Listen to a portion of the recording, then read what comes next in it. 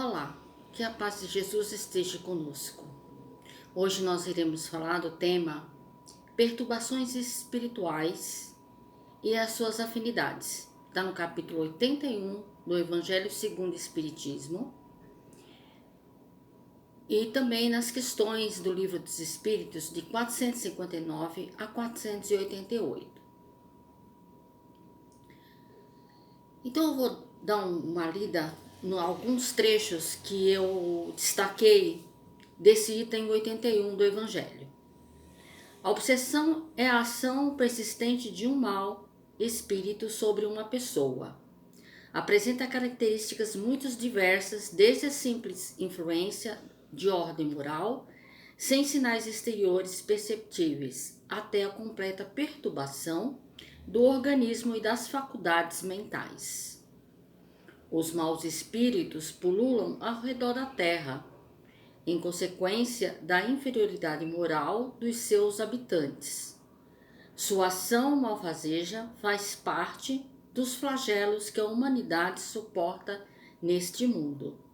A obsessão, como as doenças e como todas as atribulações da vida, deve ser considerada, pois, como uma prova ou uma expiação, e aceita nesta condição.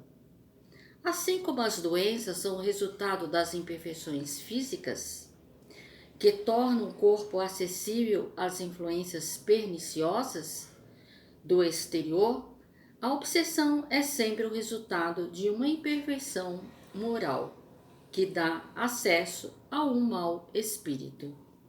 A obsessão é quase sempre a ação vingativa de um espírito e, na maioria das vezes, tem a sua origem nas relações do obsedado com o obsessor e existência anterior. A tarefa se torna mais fácil quando o obsedado, compreendendo a situação, oferece o concurso de sua vontade e de suas preces. Dá-se ao contrário quando, seduzido pelo espírito embusteiro, ele se mantém iludido quanto às qualidades da entidade que o domina e se compraz nas suas mistificações, porque então, em vez de ajudar, ele mesmo repele qualquer assistência. Então, o que nós vamos poder falar sobre esse tema? Para se compreender as perturbações espirituais, é necessário entender primeiro como elas acontecem. É pelo pensamento que o homem goza de uma liberdade sem limites, porque o pensamento não conhece entraves, pode-se impedir a sua manifestação, mas não aniquilá-lo. E será que os espíritos podem influenciar nossos pensamentos e nossas ações? Esclarece a doutrina espírita que muito mais do que supomos. Esse intercâmbio entre as duas esferas, material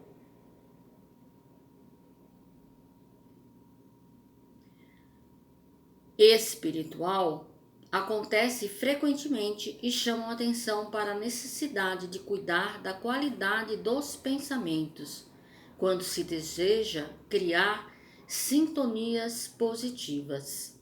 Segundo explica a física quântica, tudo que a mente pode conceber e acreditar, ela pode realizar, mostrando o grande poder das ondas do pensamento.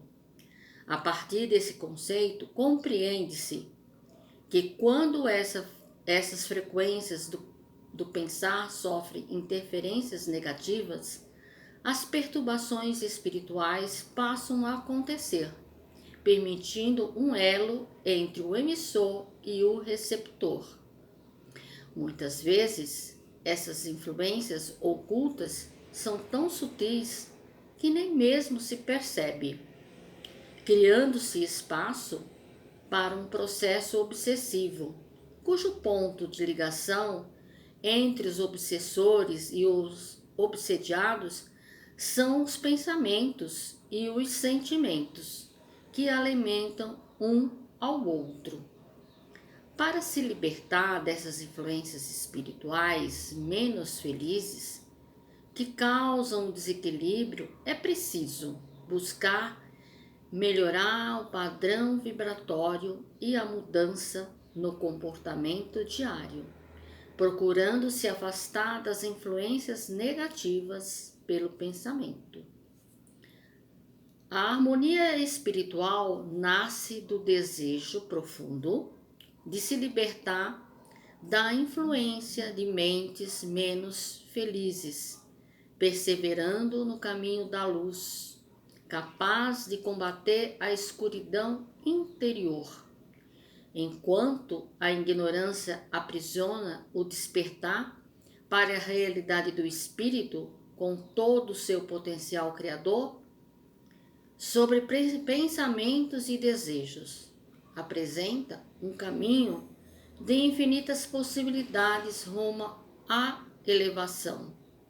Nos alertou Jesus: a minha paz eu vos deixo, a minha paz vos dou, não vô-la dou como o mundo a dá.